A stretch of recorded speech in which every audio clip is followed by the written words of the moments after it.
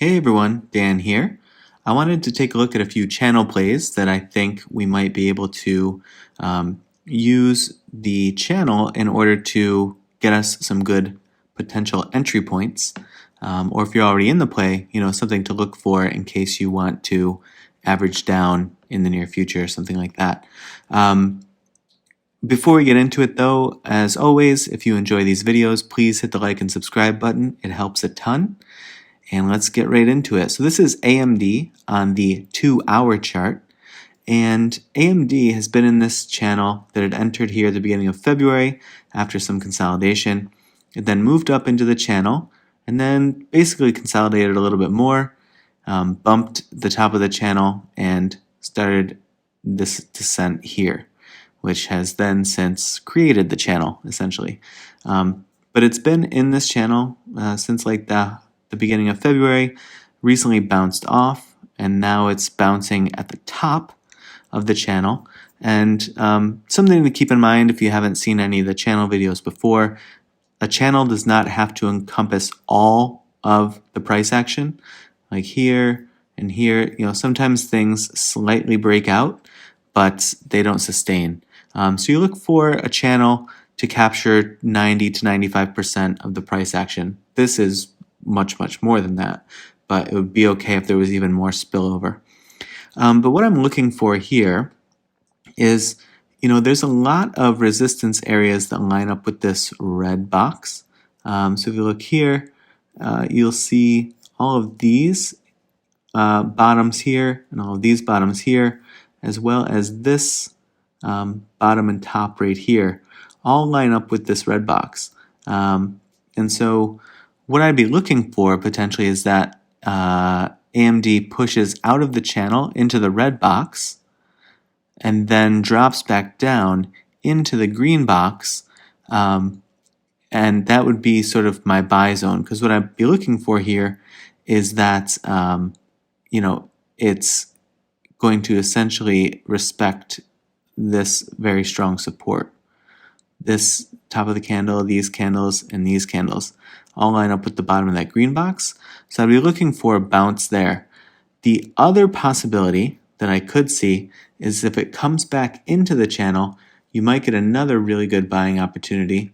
Let me just show you where.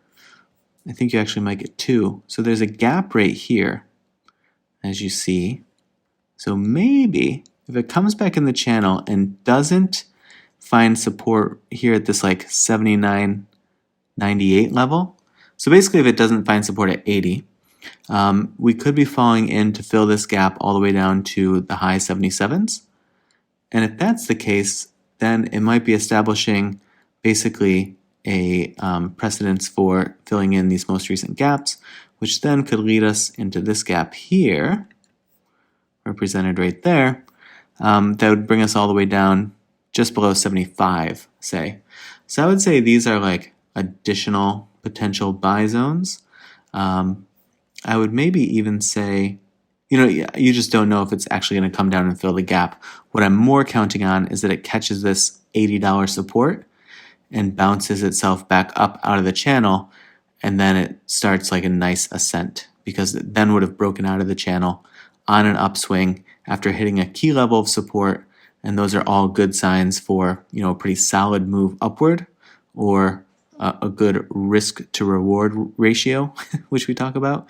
But yeah, if it does continue down and you want to consider sort of coming into these areas here, that could certainly be possible as well. And maybe you use those as opportunities to average down if you do take a position here, or maybe you just kind of see if it holds that 80 or not. And if it does, quickly jump in as you see it springboarding off of there, or let it continue to fall through and see if it gets into the 78 to 77 box, and then see what it does at like 77.63, and basically do the same thing. If it springboards, then maybe consider coming up. My only issue with that one is then it's sort of going to be in the like middle to upper part of the channel, which means it may just bang its head against the channel and come back down anyway. So this box is a little trickier to me. This one and this one are a little bit more straightforward. What would be nice if it continued toward this one is it already would have come down and filled this gap, so it might be basically establishing a very like recent history of coming down to fill the gaps. So we'll see. But that's what I'm looking for from AMD. So those are some prices that I would consider that you look at if you would like to take a position. This is a little bit of a messier chart. I had done a Tesla analysis, and as you see, it's sort of been doing the things that we would expect it to do off of the price targets that were identified there. But let me just put this channel in purple so we can see it separately from the blue. Similarly to AMD, you know, I'm looking for it to potentially be coming out and hitting this red box, which it would push down off of, and then come into the green for a buy zone. And what that would signify essentially is like if it's going to come down to fill this gap, and then catch this 655.94 support that I had identified earlier, which it's held there. But I think anywhere in the green box totally works, or even toward the top of the green box if you wanted to kind of, you know, extend it up a little bit. I think that that's definitely fine if it's in the midst of filling that gap, essentially. There's another one here that if it establishes this sort of like penchant for filling gaps, there's this one here that you can see off to the left right there. So we could look at that as sort of like a secondary buy zone if it comes or sort of like gets stuck in this channel. There's a chance that it doesn't even leave this channel, that it just sort of like bangs its head off of the channel here, comes down, fills this gap, bang, and then maybe like comes down and fills the gap here.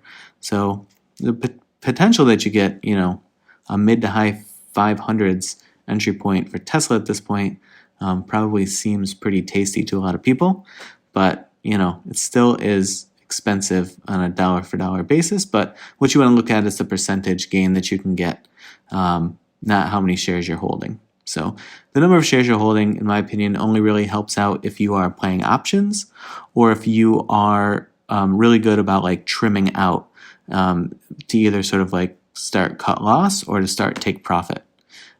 We can do sort of like, you know, explainer videos on that jargon that I just used another time. But that's what I'm looking for, AMD and Tesla. You know, I'll obviously this chart will stay here in the video, but I'll also put them out on Twitter, and so feel free to check there. I'll put my Twitter handle in the description below. And that's it. I hope you all have a good one, and I'll see you in the next video.